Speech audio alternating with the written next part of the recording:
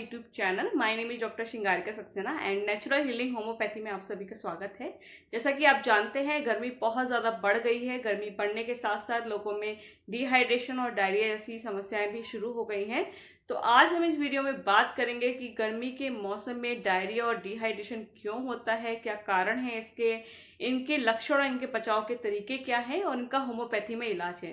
तो guys, video को इसकी बिल्कुल मत कीजिएगा, एंड तक देखिए। सबसे पहले मैं बताना चाहूँगी कि गर्मी के मौसम में खान पान में लोगों की बहुत ज़्यादा लापरवाही होती है।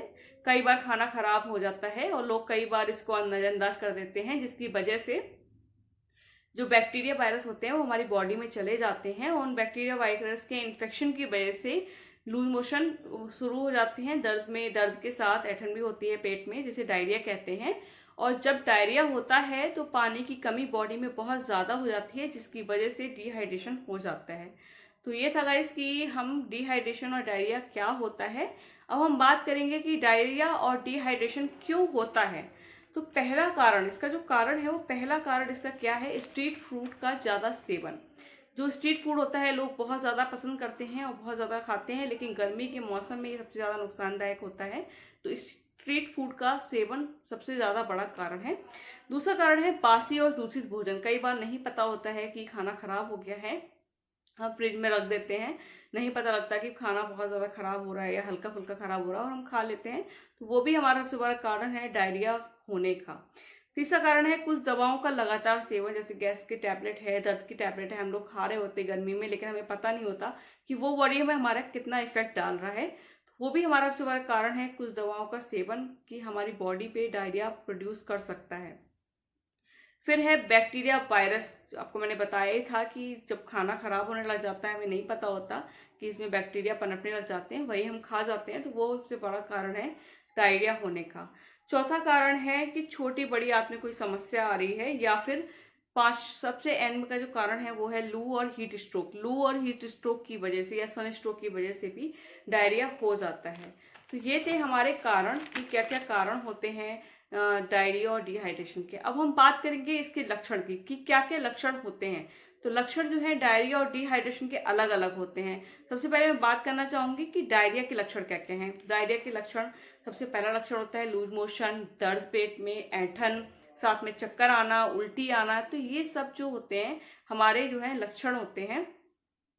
और साथ में चिड़चिड़ापन होता है, सर दर्द भी होता है, थकान भी होती है। तो ये सब हमारी डायरिया के लक्षण हैं। अब हम बात करेंगे कि डिहाइड्रेशन में क्या क्या होता है। डिहाइड्रेशन में क्या क्या होता है कि यूरिन कम आता है ना, यूरिन कम आता है, साथ में चक्कर आते हैं, कमजोरी हो जाती है क्योंकि पानी की कमी हो जाएगी, तो ये सब चीज़ें बॉडी में आएंगी। फिर है कि सुस्ती भी आती है, नींद भी नहीं आती है। साथ ही साथ डिहाइड्रेशन की वजह से सबसे ज़्यादा जो असर पड़ता है वो हमारे हार्ट पे पड़ता है। हार्ट में बहुत ज़्यादा जो होता है वो ब्लड जो है धीरे धीरे उसका प्रभाव शुरू हो जाता है, उसका प्रभाव धीरा हो जाता है, जिसकी वजह से हार्ट को ज़्यादा पंप करने की ज़रूरत पड़ती है, जिस वजह से भी डिहाइड्रेशन में ये दिक्कतें होती हैं। तो जब जो ये सब दिक्कत शुरू हो जाती हैं, देखिए डिहाइड्रेशन और डायरिया में बिल्कुल भी लापरवाही नहीं करना चाहिए आपको। अगर आपको लगता है कि दवाई से भी आराम नहीं मिल रहा है, कुछ नहीं हो रहा है, पानी की कमी ज़्यादा हो रही है, तो आपको तुरंत हॉस्पिटल में जाके एडमिट होना पड़ेगा, क्योंकि ये समस्या जो होती है बहुत ज़्यादा बड़ी होती है और ख़तरनाक भी होती है। डिहाइड्रेशन और डायरिया की समस्या बहुत ज़्यादा खतरनाक भी होती है, तो इसमें लापरवाही बिल्कुल भी नहीं करेगा। तो ये थे हमारे लक्षण, कारण, और हमने क्या डायरिया और डिहाइड्रेशन होता है ये हमने आपको बता दिया। अब हम बात करते हैं कि डायरिया और डिहाइड्रेशन में क्या क्या चीज़ें ज़रूरी हैं या किन किन बातों का ध्यान रखना ज़रूरी है, क्योंकि दवाइयों के साथ साथ हमें ये भी पता होना चाहिए कि घर पे हम क्या क्या कर सकते हैं जिसकी वजह से डायरिया और डिहाइड्रेशन ना हो। तो पहला जो है क्या क्या हमें जरूरी है बात, पहला जो है वो है चीनी नमक का घोल। जब भी डायरिया और डिहाइड्रेशन होता है तो हमें चीनी नमक का घोल पीना चाहिए। चीनी नमक का घोल जो होता है वो हमारी बॉडी को में एनर्जी लेके आता है, साथ ही पानी की कमी को भी पूरा करता है और साथ में डायरिया को भी रोकता है। तो चीनी नमक का घोल बहुत ज़्यादा ज़रूरी है। दूसरा है फलों का सेवन। जैसे कि मैंने आपको पहली वीडियो में भी बताया था कि फलों का सेवन गर्मी के मौसम में बहुत ही ज़्यादा ज़रूरी है, क्योंकि उसमें एंटीऑक्सीडेंट्स होते हैं, मिनरल्स होते हैं, विटामिन होते हैं, तो वो बहुत ज़्यादा ज़रूरी है हमारी बॉडी के लिए। तो डायरिया के टाइम पे हमें सबसे ज़्यादा खाना है केला और सेब। केला और सेब डायरिया के लिए बहुत अच्छे होते हैं। सेब को जब भी खाएंगे छिलका उतार के खाएंगे, क्योंकि हमारी आंतें उतना अच्छा वर्क नहीं कर पाती है लूज मोशन के टाइम पे, तो सेब का छिलका पच नहीं पाएगा, तो आपको जो है वो सेब का छिलका उतार के ही खाना है। तीसरा है हमारा मूंग दाल की खिचड़ी। मूंग दाल की खिचड़ी डायरिया में बहुत ज़रूरी है, क्योंकि वो सॉफ्ट होती है और इजीली जो है वो पच जाती है। फिर है हमारा पानी। पानी सबसे ज़्यादा पीना है आपको। पानी कम से कम 3 लीटर आपको पानी पीना है दिन में। अगर आपको, मैंने पहले भी बताया था, अगर आपको पानी पीने की दिक्कत हो तो आप नींबू पानी भी पी सकते हैं, साथ में ORS भी पीते हैं, इलेक्ट्रॉल भी पी सकते हैं, तो ये भी चीज़ें आप पी सकते हैं। फिर है कि बाहर की चीज़ों का या बासी चीज़ों का सेवन बिल्कुल ना करें। अगर आप जितना आप बचे रहेंगे, बाहर की चीज़ें नहीं खाएंगे, स्ट्रीट फूड नहीं खाएंगे, तो आपको डायरिया और डिहाइड्रेशन जैसी समस्याएं नहीं होंगी। सफ़र में जब भी जा रहे हैं बंद बोतल का ही पानी यूज़ करें, क्योंकि बंद बोतल का पानी ही आपके लिए सेफ़ है। आपको नहीं पता बाहर का पानी कैसा है, क्या है, गंदगी है उसमें, क्या नहीं है, तो आप जब भी पानी बाहर यूज़ करें तो आपको बंद बोतल का ही पानी यूज़ करना है।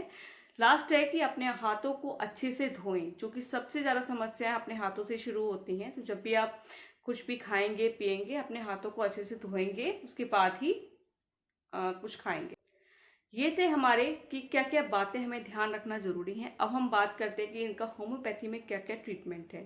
तो जब आपको पानी जैसे लूज मोशन हो रहे हों या पेट में गुड़गुड़ हो रही हो, दर्द हो रहा हो, तो उस टाइम पे आपको 2 दवाइयाँ लेनी हैं। सबसे पहली दवाई है आपकी गम्बोजिया 30।